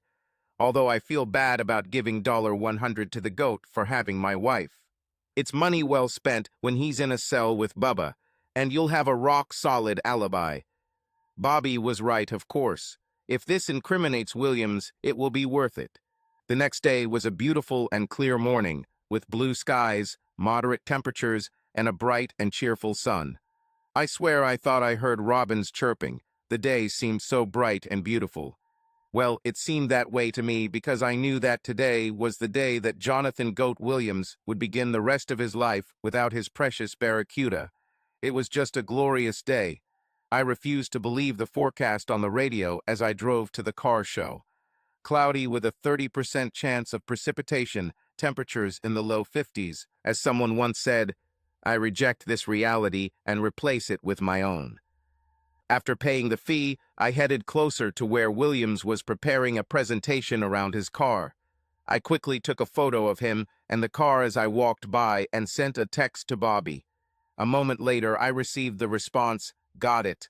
LMK4 show time," which I translated as, "Let me know the show time so we could pick up the car then." After that, I went to the main admin tent. "Hey guys, my name is Hank Preston and I have a proposal. I'd like to give out a small prize later today to the best cars of the 1960s from Chevy, Ford, Pontiac, and Chrysler Plymouth. This will add a little extra interest. I'm willing to donate $100 for each winner and then vote on the best of the four for an additional $100, and all I ask is that you consider this as a charity, as it is something to increase the excitement level. I have the money right here to clean new bills," I said, holding out hundreds. "I think we can do this. What time do you want it to take place, and how will we judge it?" asked one of the leading volunteers. "Give people tickets, have them put them in a bucket or hat near their favorite. The top vote getters in each category win, then vote for the final winner later. Should be easy enough," I answered. "Tim, take this roll of tickets to the entrance. Have them hand out tickets to everyone who comes and explain what they are for. Maggie, why don't you go and tell each of the possible participants why they should hold on to these tickets? We'll hold counting and voting at, say, 5 p.m. "Sounds good. Just need a receipt for taxes." I smiled. All according to plan. After I left the tent, I sent 5 p.m. to the preset number. Within a moment, I got the okay. Throw the phone away at the gas station on the way home. Since it was early, I walked through the cars and spent a long time admiring the metallic blue 963 split rear window Stingray and the yellow 454 powered 1967 Stingray convertible. I had a hard time deciding which one was more deserving. I took photos with my own cell phone, grabbed business cards, and pondered the "for sale" sign on a silver fuel-injected 1965 Stingray. The last year fuel injection was available on a Corvette until 1982. This really tempted me. There weren't many other Corvettes there, only 5 in the category, but still seeing some of the ones I've dreamed about since I was a kid was amazing. Among other Chevys, I was surprised by how good the 1962 Impala was. It would definitely have won without the 3 vets I mentioned, and would still be in contention regardless. I found a car for Bobby too, a green 1969 Mustang Mach 1 Fastback. It was even for sale, but when I saw the asking price, I decided not to tell Bobby about it. He would never have lived to drive it because Sue would have killed him for such a waste. Better to leave it alone and let someone else buy that pony. Hey, if I can't have a Fuelie, he can't have a Mach 1, okay. There were also a decent number of mid-60s Mustangs, even one 1964 12 convertible that was definitely interesting, but the Mach 1 was the star. Perhaps if there was a Shelby or a Eleanor, but there wasn't. Among the other Fords, only one Galaxy 500 really stood out. I didn't just wander around all day. I tried to be memorable, make new friends, and talk about my favorites in the 4 categories with other visitors. It was fun when I finally found both a blue 1967 Firebird and a red 1968 GTO among Pontiacs that were truly great. I whispered to the old man with goat that he should probably play some Beach Boys on his phone as background music. If he makes a small playlist, he might play their version of Little GTO as background music. He liked the idea. When I passed by later, I heard the end of the loop he made. I loved it and stayed long enough to hear the opening with Little Old Lady from Pasadena. It was especially funny when an elderly couple walked by when it started. She started laughing and asked if she could take the goat while she went to church. I mentioned to her that the Barracuda might be worth a look since it's a Mopar, closer to a superstock Dodge. It was obvious that either the Firebird or the goat would win the Pontiac group. The Barracuda had little competition, which was a problem. I needed the goat to stay in the tent as long as possible. There was a 1968 Dodge Super B avocado green with a big 426 Hemi. It was the rarest example of the car at the show, without a doubt, and the pride of its owner. It only had one major flaw, at least as a show car. Some owner along the way removed the original radio and added a new one, along with a now ancient 8-track player that was not in the car. This damaged the dash, and the owner has yet to get the dash and carpet repaired. It also didn't have the original wheels, instead having 5-spoke wheels with spinner hubcaps that looked suspiciously like mid-60s Stingray wheels. They looked good, I suppose, but they distracted from the car. I mentioned this to several people and probably ruined a potential friendship when the owner heard me. I really liked Super B, but Barracuda should have won. I started getting nervous around 4 p.m. I knew that no crime had yet been committed, but in less than 2 hours I would be an accomplice before and after the fact of the great auto theft, even if I was not guilty myself. I remembered Bobby and how he said he would help me hide the bodies, and I remembered Evan and how upset he was about his wife cheating on him, and how much pain and anger Marie cheating on him brought me. I also knew that at the moment I could pretend nothing happened with Marie and just move forward, lying to myself and others, but if we were to get through this, I needed Williams to suspect me, regardless of my alibi. I needed him to get to the point where he would betray Marie to me and everyone else. And then the time came. I was nervous, but calmed down when I saw Jonathan Kozel enter the tent. The die is cast, and whatever happens, happens. I sent one last quick message, go, and that was it. Even when I had to become less calm, I felt a warm sense of relaxation.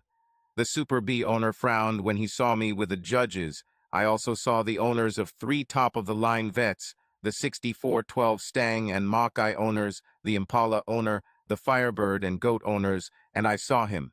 He saw me at that moment, perhaps realizing for the first time that I was funding a small reward. After a moment he grinned, and at that moment I wished for Super B to defeat him. I talked a bit, talking about how the 1960s was a great decade in automotive history and how American cars ruled the road. I then invited each of the holders who had a ticket to bring them to be counted, with a small line in front of each of the people the show organizers had chosen to count the tickets. I stretched it out a bit by asking each person, as they brought in their tickets, to say a few words about their car. There was a strange difference in the way they talked about their cars. Some guys started quoting chapter and verse about the car, the driver, who designed it, how many of them were made. Some talked not so much about the car in general, but about their specific car, why it was special. And a few people didn't talk so much about the car as they did about memories associated with the car. Many of them were cars of family or friends, not collected from strangers, but had personal meaning to the owner. I was impressed by the guy with the 1962 Impala who mentioned that his father asked his mother to get married in the car, and that they used it for their wedding, honeymoon, and picking up the kids from the hospital. His father drove it one last time to his mother's funeral and handed it over to him a week later. This brought tears to the eyes of some people in the crowd. Williams followed a minute later.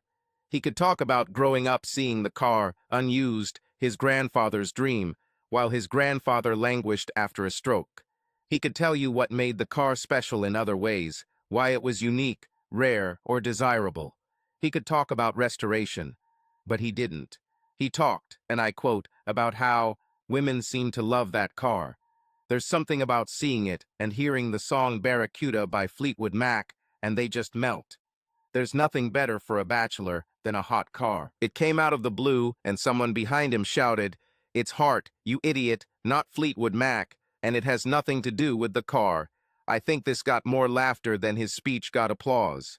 Marie cheated on me with this piece of crap. Seriously? When the voting ended, it was clear that people began to become interested in some of the cars. And then they gave me the results to announce.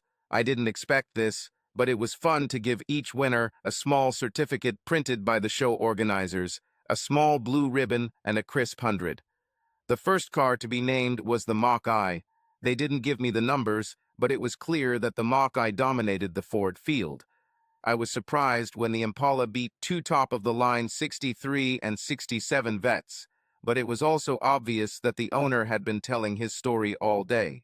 I think it got a lot of votes from women and some men because the car looked so good and it had a beautiful story. The GTO won among Pontiacs, but it was clear that it was close. People in the tent were arguing who would win, and then it was Mopar's turn.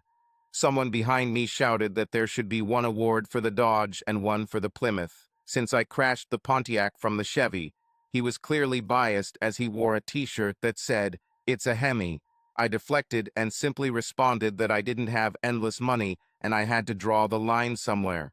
It was already about 5:30 p.m., so I knew I didn't need to keep Williams in the tent and away from the CUDA any longer. And then it happened. The Super B won among Mopars. We weren't done in the tent yet, but there was no way I could hold Williams off any longer. He was free to quit, or free to be a good sport and see who won the final prize, best of the 60s. It would still be another ribbon and another certificate, plus the last 100, but it would still be fun. And Williams left. I had to be there to vote among the remaining spectators, of whom there were about 70 people, most of whom had been there from the beginning. I stretched it out even as I suddenly started sweating from the situation. 5 minutes to his car, 5 minutes to figure out what happened, then a couple more. My world could have changed a lot in the next 15 minutes, but I was in front of everyone in that tent the whole time. My alibi was solid, but it wouldn't stand up to a charge of conspiracy to steal. I knew I had to stick together to be shocked by the theft like everyone else. So I played my part. I raised my hand to each of the four winners, first the GTO, which received a good ovation. I then switched to the Mach-I, which got a little more. I had my hand on Super B, which got a good response, but was clearly third to the first two. And then I did it with the Impala. Personally, I thought the Impala was nice, but not a true muscle car. My vote would go to the 63 split rear window coupe, which I would say was best in show. But my voice didn't matter. The crowd roared and cheered over the Impala, loud and strong, and as soon as it did, the owner of the Mach-I turned around and shook the owner's hand. It was obvious who won. I smiled from ear to ear as I shook his hand and presented him with his prizes. One of the other exhibitors also brought a jar of liquid glass car wax and handed it to him. It was clear that he was touched. He knew the car was good, but the story made it the best of show and a crowd favorite. He had just stepped up to the microphone to say how happy he was when Williams burst in shouting that his car had been stolen. I felt sorry for this Impala owner, Thomas Warner. He was enjoying his moment until it happened, but the commotion as people started leaving was a sight to behold. It wasn't until he was leaving that he turned to me and said, "Hank, he's really an asshole, isn't he? My wife is going to love that $200. Thanks." He winked at me and left. Although he had heard my name mentioned, we had barely spoken before, so I was surprised that he called me Hank, or that he knew my impression and opinion of Williams. I joined the crowd heading towards where the CUDA was. I made sure that I walked all over the area looking for things, and I made sure that many other people did the same. I think I've seen too many crime shows and wanted to make sure the crime scene was as contaminated as possible with strangers and things. I even accidentally knocked over a 10-year-old boy's hand, causing him to spill popcorn in the area. Apologetically, I made sure I stepped on the only tire track I could see, destroying the evidence. I gave him enough money so he could buy a replacement box since it was my fault. It was only when the police arrived that Williams looked in my direction, The crowd had by then decreased by about half. I heard what caused it. It was one of the policemen. Do you know anyone who would like to harm you or steal your car? Do you have any enemies? That was the moment when the goat looked at me. I have one person I can think of. We need to discuss this in private. That's all he said, and then they walked away a little, and I couldn't hear them. He gestured in my direction, and the policeman glanced at me.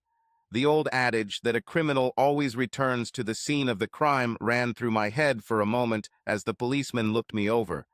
At some point, Kozel looked in my direction again and pointed his finger. I grinned at him and then turned away. After half an hour or so I left, stopping only to use a chamois pad to wipe down the phone to erase all the data after deleting it.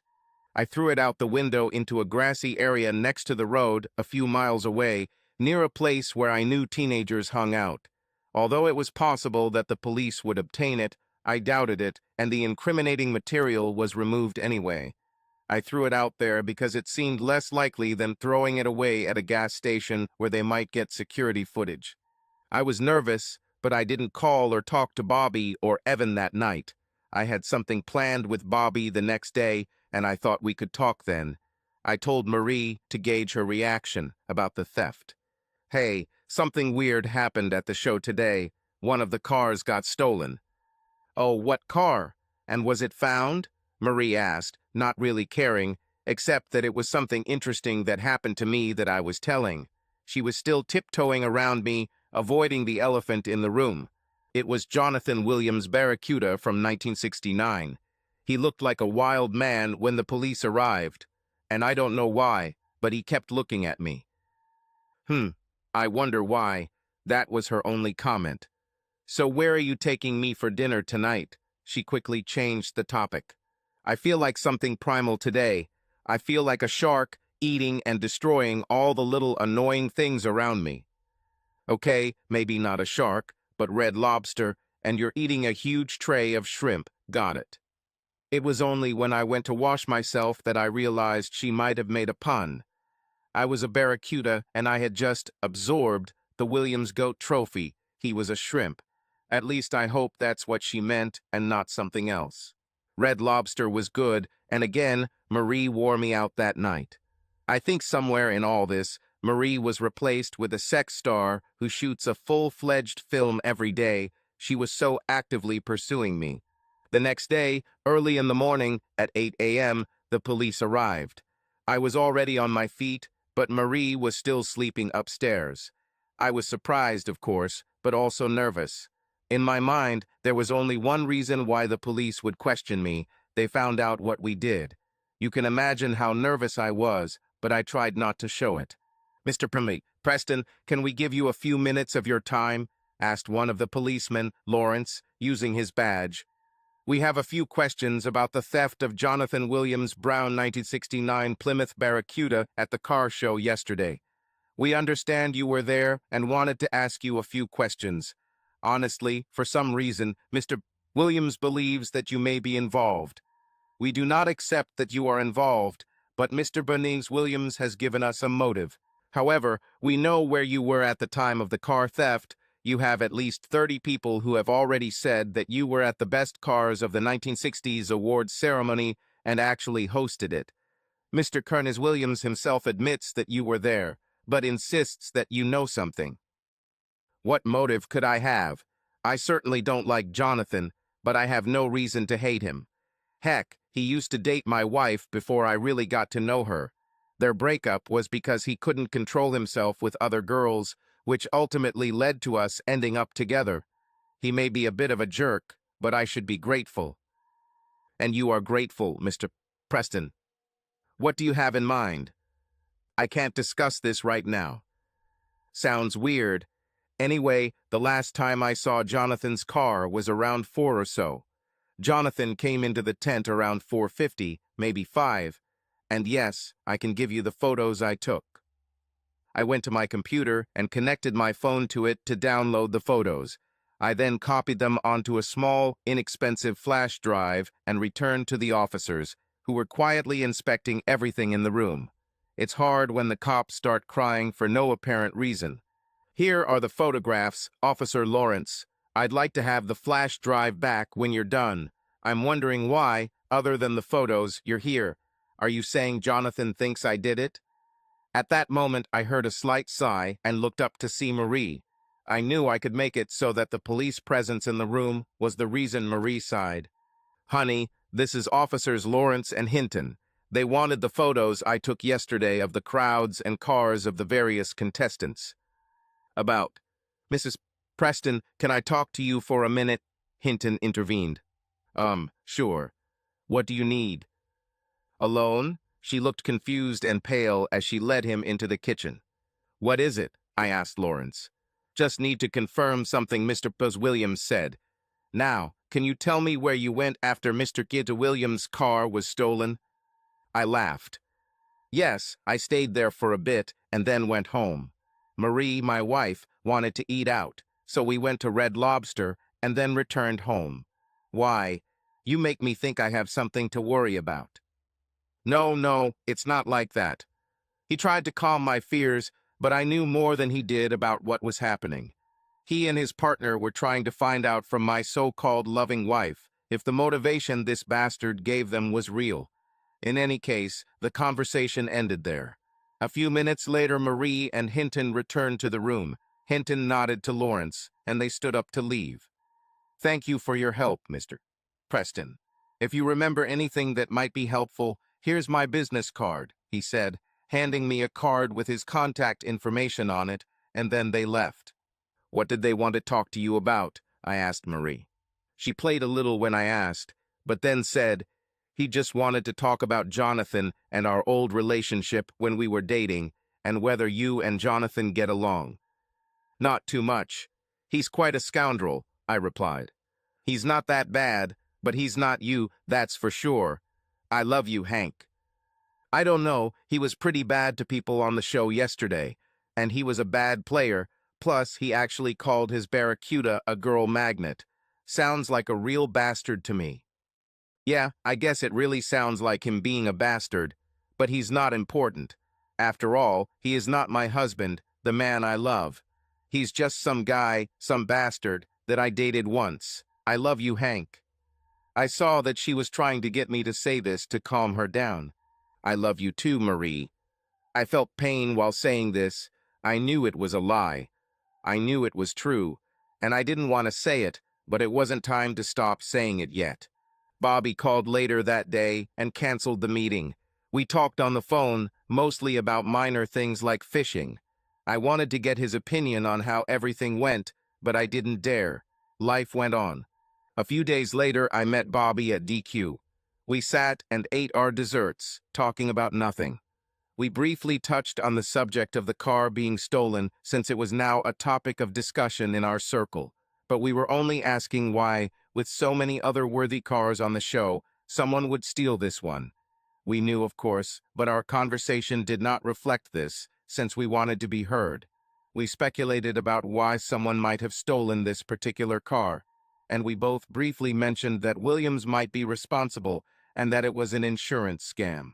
I don't know if the police overheard this conversation or knew about it directly, although we were talking loud enough that a couple of other people walking by must have heard.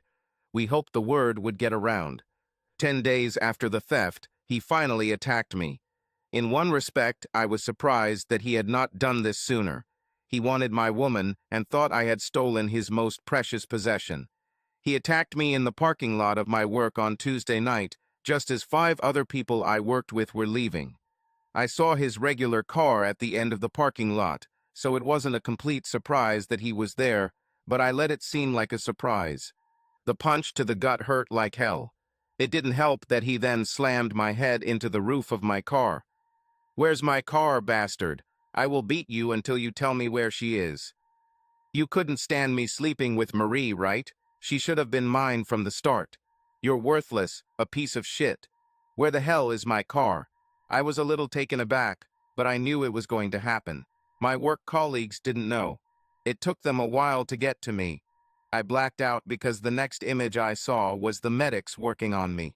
I turned my head and saw him lying 5 feet away from me, with his hands cuffed behind his back. That bastard stole my car. He stole it. This jerk can't take care of his wife and is angry at me for helping her. You have to beat him out of where he hid my car, he shouted. I heard my boss talking to some of my colleagues in the background. They discussed my family situation and wondered if I was some kind of car thief. I decided to play on this so that I would have enough witnesses to his words. I tried to say something. Did Marie cheat on me? With you? You mother bastard. I'll kill you. I felt a prick in my arm as the medic inserted the Roman 4. A moment later, I felt a coldness in my hand, and after a couple of ragged, seething breaths after that, I didn't remember anything else. I woke up in what had become a familiar place since Marie betrayed me, the emergency room. However, I woke up briefly, only to hear the words, "He has a punctured lung," and I had difficulty breathing, and it felt like someone was strangling me and sitting on my chest at the same time. Then nothing again. I woke up again on Saturday, exactly 2 weeks after the theft. Of course, I didn't know it was Saturday. My last conscious thoughts were on Tuesday when the bastard attacked me. I wondered how he could put me down with one blow. I expected something, although perhaps not this. It was like being hit with a lead pipe. As it turns out, it wasn't exactly a metaphor. He hit me with a jack from his car. Goodbye, Boston Marathon. Lucky me, this was never on my bucket list. When I opened my eyes, I saw that I was in an isolated room, white, brightly lit. A white board on the wall next to the cabinet under the TV said, Dr. Wisnowski and Nurse Maggie next to one of those, "How are you feeling?" charts. I didn't feel any pain. I didn't feel the heat. I didn't feel cold. I couldn't feel my fingers, my arms, my legs, my toes. The only thing I felt was a sore throat because of the tube that was there. I forced my hand to move, and as I did, I heard a loud, shrill alarm. A moment later, a beautiful, sexy young woman with one of the most magnificent asses I had ever seen entered the room. I suddenly started fantasizing about all these nurse stories. Mr. Preston, please don't move. You need to remain calm. You are in the hospital. You were attacked and required immediate surgery. Your wife and some of your family have been here most of the time, and I will let them in after the doctor comes. Blink twice if you understand. I blinked twice, and she told me that I would have to leave the tube in my throat a little longer. I think I blacked out again because I didn't see the doctor come in, but his voice brought me out of it. Mr. Preston, hello, I'm Dr. Wisnowski. I am the doctor in charge of your treatment and would like to talk to you for a moment. I need you to concentrate and not try to move or speak, but you can blink your eyes, once for no, twice for yes, okay? I blinked twice. You were attacked last Tuesday. Your attacker used a metal rod, and when he did, he broke 2 of your ribs. One of them punctured your lung. He broke another rib a moment later, and your right arm. I want you to move your fingers, just the fingers of your left hand, and I did. Fine. Now move the fingers and only the fingers of your right hand. Fine. He pulled back the sheet covering my legs. I want you to wiggle your toes, but gently on your left foot, then on your right. Fine. We were worried there might be spinal damage, but it doesn't appear to be there. You are a very lucky person. You should be out of here in 4 days or so and fully recovered in a month or so. I didn't feel lucky. After he looked at some numbers on the graph and then at the readings on the sound machines, he told the nurse that he wanted to increase the oxygen flow through the nasal cannula, or whatever the thing is called that they put on the ears and pass under the nose. He also told her that she could remove the endotracheal tube or something like that, and that I was only allowed liquids, strictly under supervision. Only ice for the first 2 hours, then broth and jelly. Oh, what a feast! Broth and jelly. After she took out the pipe, she placed a small cup of ice crumbs on a tray in front of me. But she didn't give them to me, and I quickly realized that I couldn't move my left arm because it was secured to the bed rail, and I couldn't move my right because it seemed to be in an inflatable cast and sling. Once the dryness and sore throat began to reach my brain, I decided that Maggie was a closet sadist. Luckily, Marie came in a few minutes later. She seemed ready to jump on me on the bed when a hand stopped her and pulled her back. She looked terrible. No makeup, exhausted, unkempt, in need of a shower, and in complete despair. I don't know where I had the strength to say this. Every word took away a part of my soul and vitality. You, and that has to be the longest you I've ever said. Changed. Her eyes began to water before I could continue. To me, she looked devastated that I said that. Every word required effort. Nim. She looked devastated. I'm sorry, she whispered, tears streaming down her face as she hurried out of the room. My next conscious memory was of hearing crying and then Bobby's deep voice. I heard soft words being spoken in the background, but at first I couldn't make out anything. Then I began to understand. Bobby spoke quietly. You have to leave now before he wakes up again. More crying. But I love him. It was a mistake, a terrible mistake.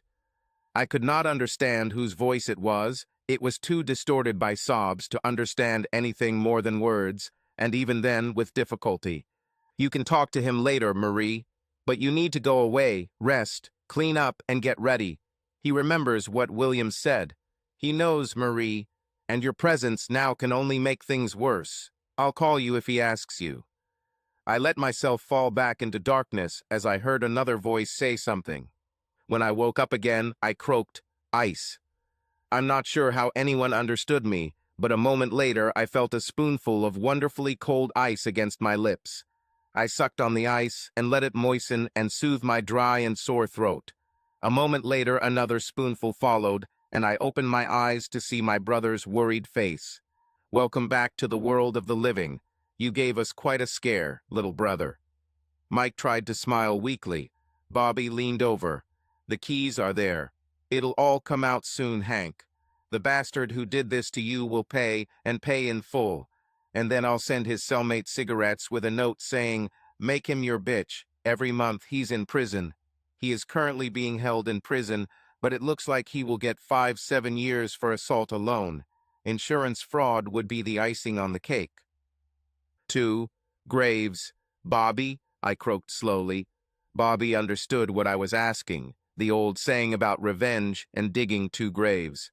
This and your divorce from Marie will be the only graves for you, Hank. But I'm going to make sure he goes through hell for what he did to you in the parking lot.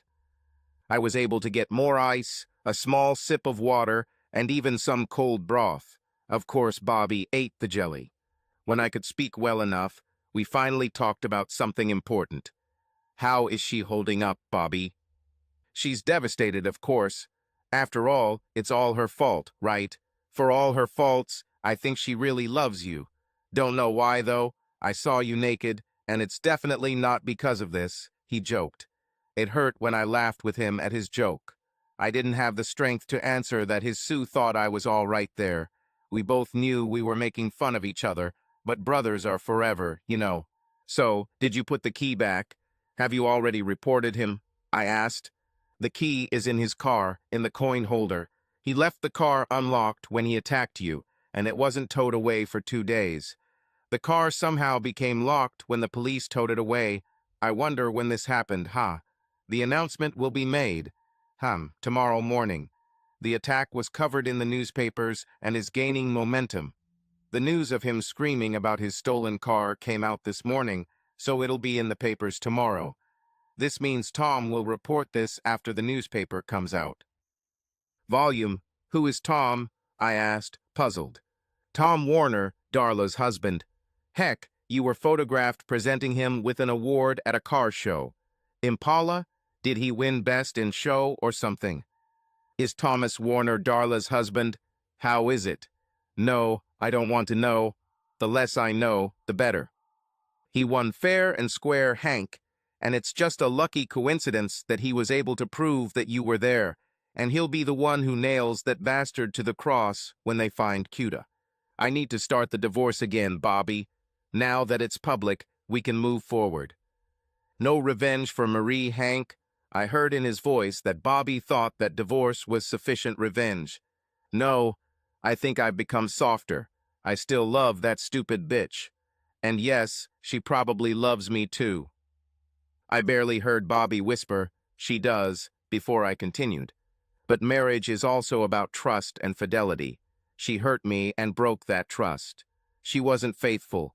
I can't stay married to her. I started to cry a little. It was painful, I swear. Okay, bro, I'll bring your shark on Monday. You already hired that female lawyer, right? Yes. The conversation practically ended there, and after a while Bobby left me at the mercy of the Marquise de Sade, Maggie's nurse.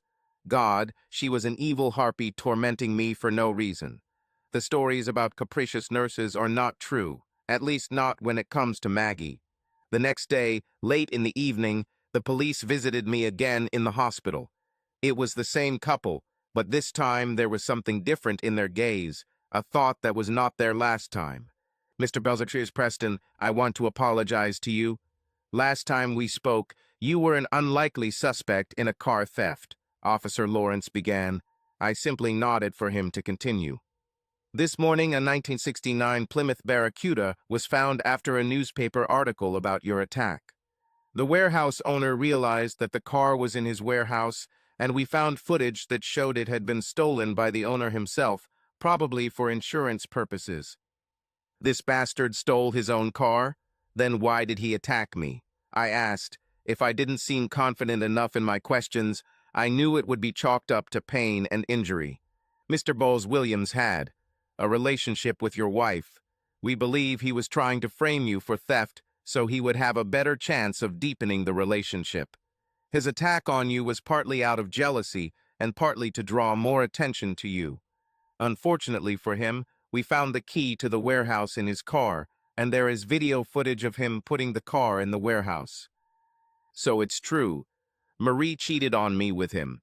Did she know he was going to attack me?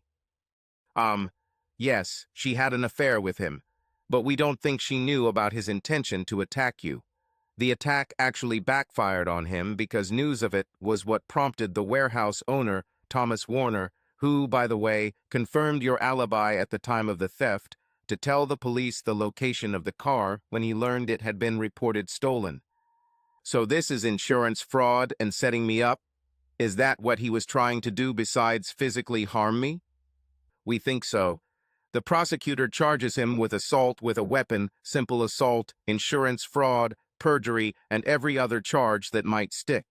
I'm not sure how successful this will be, he chuckled, especially since most criminals lie to the police, but they throw everything they can at him. He faces a minimum of 8 years, and they are trying to add more every day. Because he poses a clear danger to you and a possible flight risk, he was denied bail on the assault charge. Additional charges will only make this easier. We talked for a few more minutes, and then they left. A few hours later, Marie arrived. She looked scared and like she was crying. I looked at her and felt angry. I could give vent to my pain now, I could express my suffering. Yet I saw pain in her eyes, which surprised me at first. How can she feel pain because of my pain, my anger? In the end, I realized that she feels pain because she knows that she caused it. Her actions hurt me, destroyed us, Hank and Marie, the golden couple who will always be together, always in love, and who have been so in sync for a long time. Bobby asked me to give you a seat before I come to talk to you. I'm sorry, Hank. I don't know why I did it.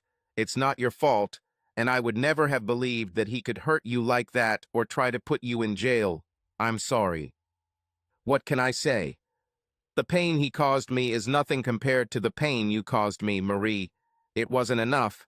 I gave you my heart, my soul, and it wasn't enough. I gave you my love, my faith, my trust, my loyalty, and that wasn't enough. You killed me, Marie. You took one of the two things I had unshakable faith in and destroyed it. The only thing you could do to hurt me more is if it was Bobby. I need you to leave now, Marie.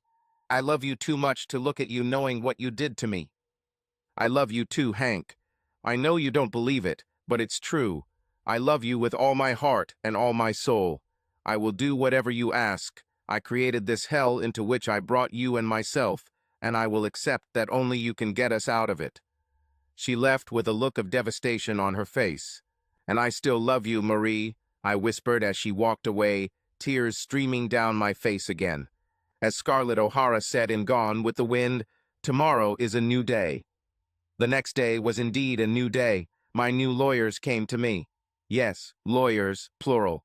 A female men's lawyer, Tamara Hughes, and another man she introduced as a civil lawyer, Mike Bass, with whom she worked. She was talking and immediately wanted to attack Marie. I had originally wanted this too, but Marie's brief appearance the day before had softened this, and together with my previous conversation with Bobby, had ensured a calmer approach. I decided I just wanted an easy divorce, except she gets the house and I get most of our savings. I didn't want the house, not after it had been desecrated, but I couldn't find it in me to hurt her in revenge. I've loved her too much, for too long, to want to hurt her more than I need to. I think my anger and resentment have dissipated. Anger, hatred. It takes strength to keep that heat and fire going, and I just didn't have the strength to continue it. My lawyer was a little disappointed that I wanted to be fair to her. I got the impression that some woman had hurt someone she loved badly, and she wanted other women to suffer when they hurt an innocent man. But I think she understood too.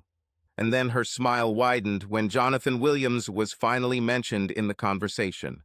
This time Bass spoke. We need to sue him for the injuries he caused. In fact, we must act quickly to freeze his assets before the trial begins, which will complicate his defense.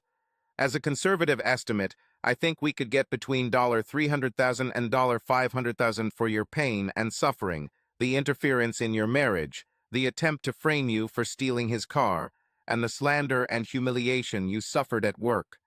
If we find the right judge, the amount could be higher. And his car, too. I want his car.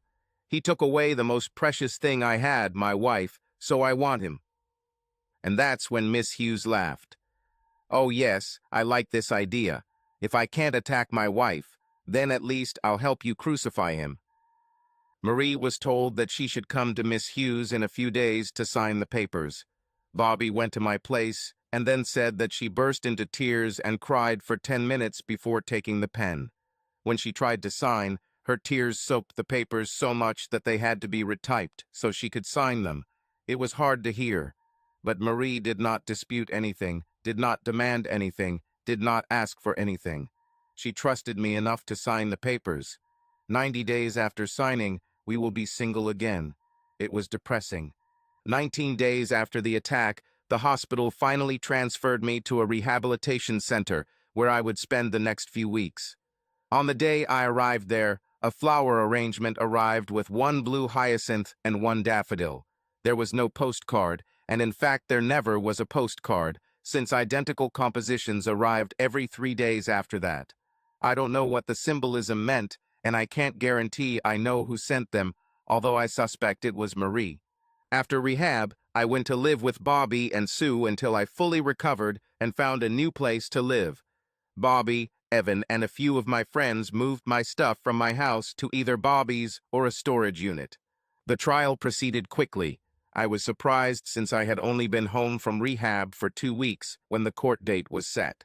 When Sue told me that Bass had left instructions on what to wear, when to be there, etc., I started to get nervous. I did not tell either Miss Hughes or Mr. Bass that I was, in fact, involved, at least as an accomplice prior to the theft of the car. I also knew that I didn't want to lie under oath, so I was very careful about what I signed in the documents. I didn't want to be in William's shoes on the other side of the courtroom. I shouldn't have been so afraid. I was never called to testify. They called in others because they thought I was too injured for reliable testimony. I expected William's lawyer to subpoena me, but he didn't. This meant I didn't have to lie under oath or say, I don't remember. Of course, it really didn't matter much. The prosecutor denied William's bail due to his danger to me. Normally, this would mean that the lawyer would arrange a claim for the defendant, but this one didn't do that. So Williams had to sit in the courtroom wearing bright orange prison clothes. I later learned that the reason the lawyer made poor decisions was because he was the cheapest Williams could find. He thought that the whole case would be dropped or would be done cheaply so that he could save money for a good defense attorney. Big mistake. The entire process took 2 days, much longer than I expected, because Bass insisted on putting a lot of additional evidence on the record. I didn't understand why he wasted the court's time calling so many of my work colleagues from the scene of the attack, or why so many people from the car show were called, at least not completely. It was a clever ploy by my lawyers against Williams. They brought much important evidence into the official record where it could be used by the prosecutor to assist in the prosecution. The court reached a verdict quickly, and in the end, it was a stunning victory for me, more than I asked for. It didn't hurt that Williams was caught trying to hide assets. I received, after subtracting the lawyer's share, $483,000 after taxes, and a brown 1969 Plymouth Barracuda. The car brought me more joy than the money, although the money was good and would have been enough to buy several similar cars, including a Mach 1 and a '63 Vet with a split rear window. I had almost as much fun 8 months later when the verdict on the criminal charges was announced. The bastard got 11 years, much more than the 6-7 Bobby was talking about. I decided to go to the final divorce hearing. By that time, I was already walking with a stick and could drive a car. I rode the Cuda that day simply because I wanted to lift my spirits from being depressed about the breakup of my marriage. I never thought it was possible that Marie and I wouldn't be together forever, not until the butter and pecan incident. But here I am. I walked into the courtroom with a Miss Hughes. She was attractive, probably of average height, with small breasts, but a petite butt like Jennifer Lopez. Cute face, medium hair. Yes, I examined her a little. I am a man. This is what we do. But she was not the one my heart desired. I looked across the courtroom and saw Marie. She was wearing a light blue dress, light brown stockings or pantyhose, and her black low-heel shoes. She looked as beautiful as always to me. Oh, she might not have been a Hollywood beauty. She might not be Marilyn Monroe, but she could very well be the sexy Mary Ann of Gilligan's Island. The only flaws in her beauty were her drooping shoulders that no longer jutted her chest proudly forward, the lines of worry and sadness on her face, and her dull eyes that no longer sparkled brightly when she looked at me before. I didn't look at my Marie. This woman no longer existed. I was looking at another woman who didn't have the fire I loved. I looked at a woman in mourning. The judge put the court in order and began to consider our case. Tamara said a few words, few of which I heard. Marie's lawyer said a few words, also few of which I heard, and then said that Marie wanted to say something to me and the court. I was surprised by this. She stood up and looked at the judge. She smiled faintly and then turned and looked at me. Turning back to the judge, she began. Your Honor, I was the happiest woman in the world. I had a man who loved me and whom I loved. I had dreams of how we would start our family soon. I dreamed about our children and the love we would have. And then I destroyed those dreams.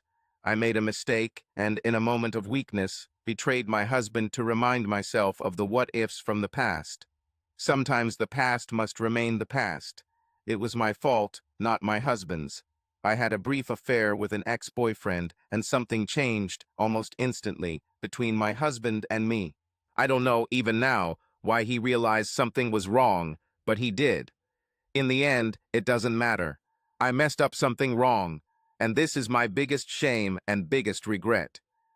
She looked at me then, turning away from the judge. Hank, I want you to know that I will never forgive myself for betraying you. I was weak, I was stupid, and I was wrong. I can't fix this, and I know you can never fully forgive me for what I did. I don't want you to let me go, but I understand that you need to be free to heal and recover. I will give you whatever you ask freely, just as I once gave all of myself to you. I know that if this were still true, you would still be mine and I would still be yours. But I ruined it. I hope one day you will find in your heart the forgiveness and love you once had for me to allow me to come into your life again. Know that if you do this, I will always love you and I will never hurt you again. And know that if you don't, I will still always love you.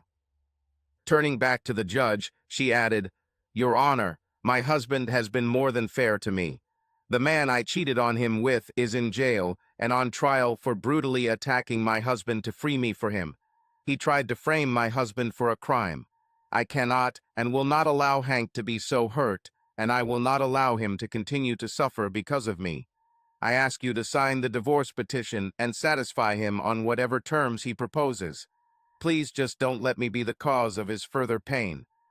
I saw tears running down her cheeks. I know that my own eyes gave me problems too.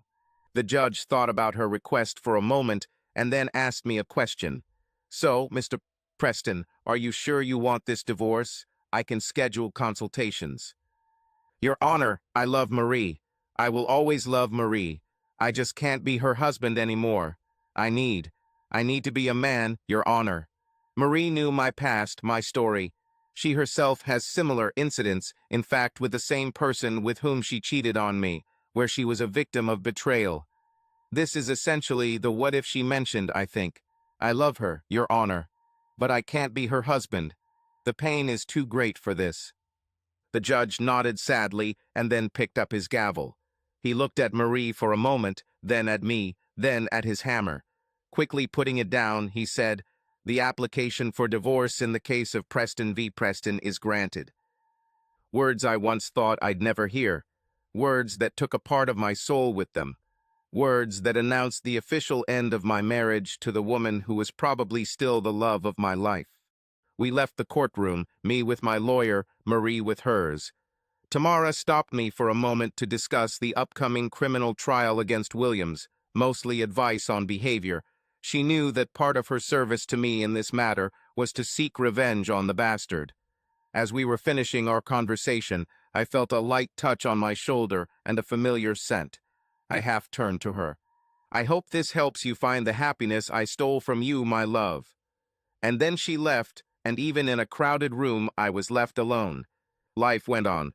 Subscribe to our channel so that your love doesn't cheat on you, and go ahead and listen to the next story, because this story is nothing compared to the next one. If you're under 18, don't even think click to the next one.